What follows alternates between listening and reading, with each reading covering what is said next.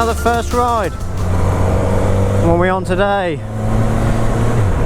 The Suzuki GSX-S1000. I think this is like the 4th or 5th one I've done now. And what better bike? What better bike? I've read some good things about this. And obviously I've taken out the Kawasaki Z1000 ABS 2016, so go check that out. I'll put a link in the description if you haven't already watched that.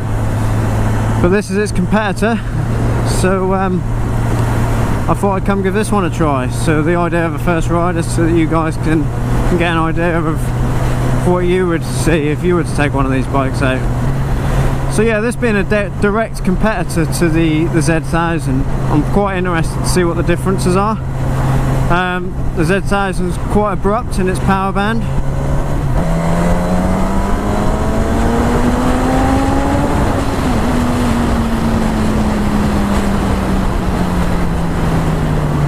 And yeah, this is fast. It's got a lot of power.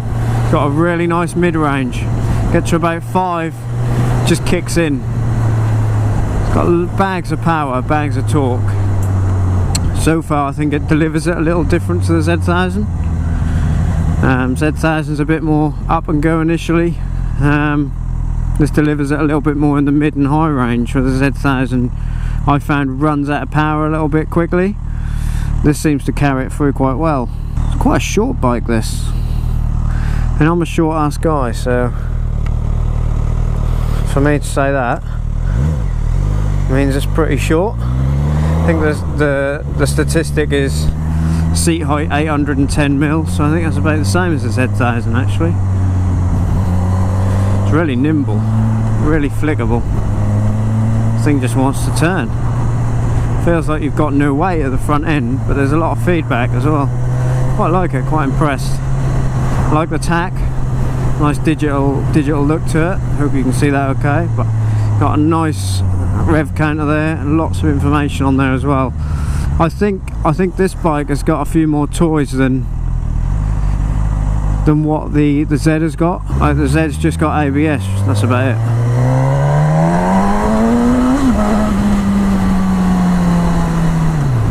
Wow, heaps of power.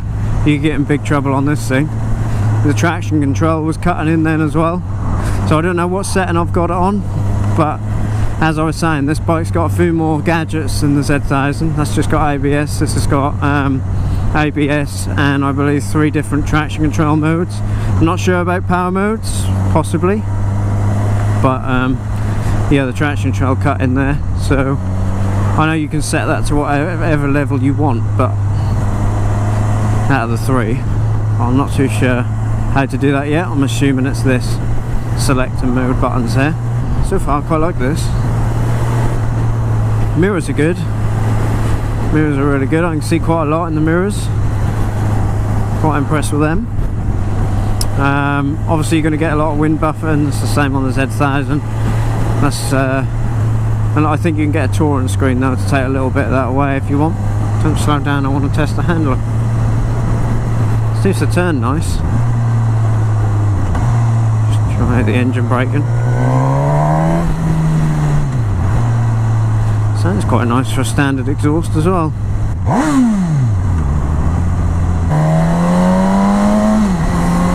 Gearbox is pretty nice. It's quite smooth.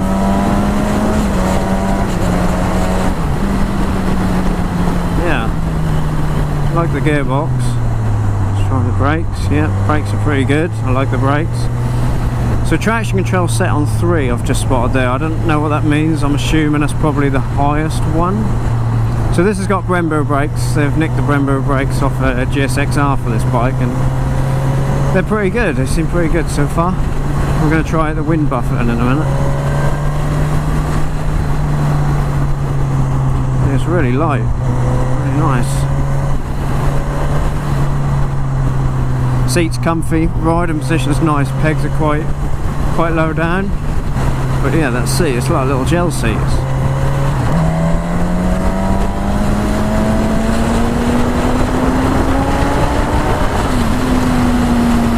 It's got a lot of power.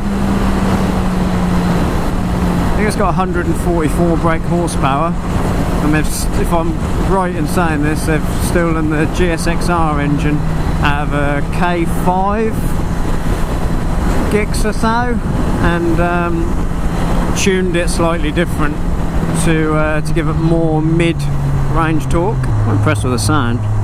I like these as well, fat bars. They're lovely to turn. There's lots of control. Traction control select. I've put it on 2. We'll go with 2, see what difference that makes. Go this way, there's a few nice turns this way. I can imagine this would be a lovely bike in the city.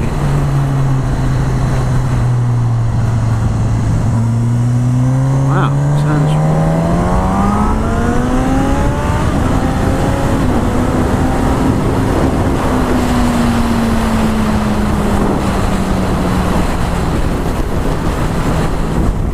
It's got a lot of power and it turns really nice.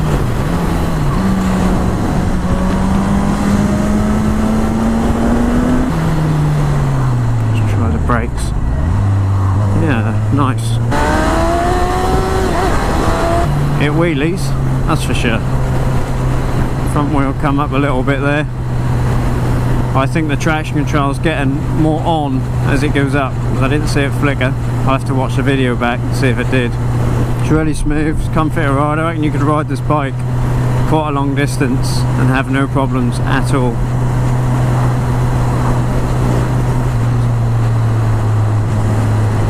I don't know what tyres, I think it's got Dunlops on it as standard. Seem alright. Do what I want them to do. I'm not a massive fan of this colour. I like the blue, and I think they do it in a MotoGP replica colour as well. I really like that. The red's okay. I mean, it looks better in person than the pictures. Shame they didn't clean it. But the blue's just got something extra. I really like the blue. Suzuki blue that they're doing them all in these days. We'll stop in a minute and we'll check out the bike anyway. So I've taken this bike out from CJ Ball in Norwich, the Suzuki dealer down here, so I'll stick a link to them in the description. So I appreciate them letting me take the bike out. I think if you want to buy one of these bikes in the UK, I think it's around 9 grand, I think, something like that. So comparable again to the Z1000. Throttle's a little jerky. You're trying to keep it steady. It's probably because I'm not used to it, but really like the gearbox. I think it's nice. This bike really needs some bar end mirrors, or at least some little mirrors, and some shorty levers though. These levers are huge, but then that's my pet hate on most bikes, to be fair. I'm not a fan of the standard levers. I think in terms of wind buffering, I don't know, it's hard to say if it's been on a motorway or a highway, as you Americans call it, but I think it's pretty similar to the Z1000. I don't think you got much difference there at all. Oh, also ignore this little piece of tape, that's because they've got a price tag stuck to the front of the bike. I'm pretty impressed with this bike actually, I really do like it. There's only a few little niggles, the throttle's a little jerky. The kickstand thing, not a massive fan of that. What else? That's about it really. I quite like everything else. Maybe they could have made these see-through. The brake fluid reservoir would have been better as a see-through reservoir, but you know, just personal preference. Other than that, the bike itself's really nice. A lot of people watch these videos to try and gauge power and see how quick one will go in a real life scenario. Well, let me tell you, for on the road use, it is perfect, and it's got absolute tons of power. I think as much as the Z1000. You'll have to come take each one out to really see the differences, but they're pretty similar, they're pretty close. I think the gearbox is a little nicer on this. The delivery is a little more lengthy. On the Z1000 it runs out really quick, you're always going through the gears. On this one the delivery is quite consistent, the gears are a little longer, but it's a lovely bike if you want something to commute on and have some fun in the twisties on as well. It reminds me of my GSX gearbox a little bit, just smoother.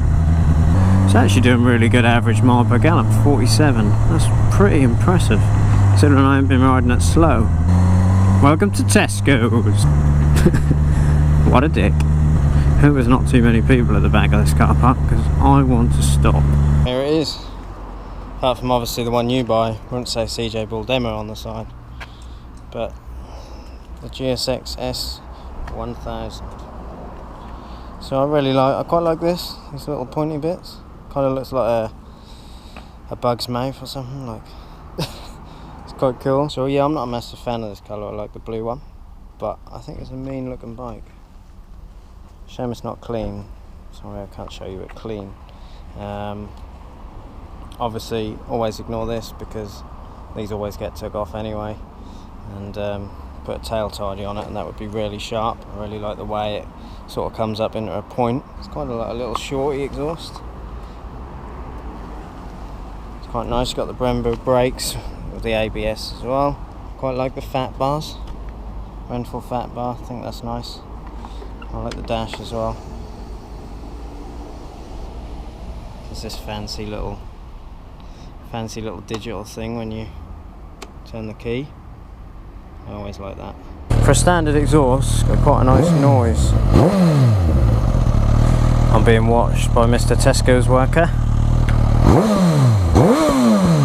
It's really quite nimble. I can see this being amazing for riding around in a car park, at least. So let's take this bad boy back before they wonder where I got to. So yeah, where'd you take the bike? Well, I just went for a ride around Tesco's car park. Getting used to that throttle a little bit more now. I like that little mumble it's got at the end of the exhaust note. So I hope you enjoyed this first ride, and go check out my other ones if you did. Hit that subscribe button, like the video if it was useful for you. Winter's coming here in the UK, so I'm going to do as many videos as I can before the crappy weather hits, and I'm still looking to maybe get another bike as well, so maybe I'll get something that I don't mind taking out in the shit weather quite so much. But anyway, until next time, ride safe, and I'll see you in the next video.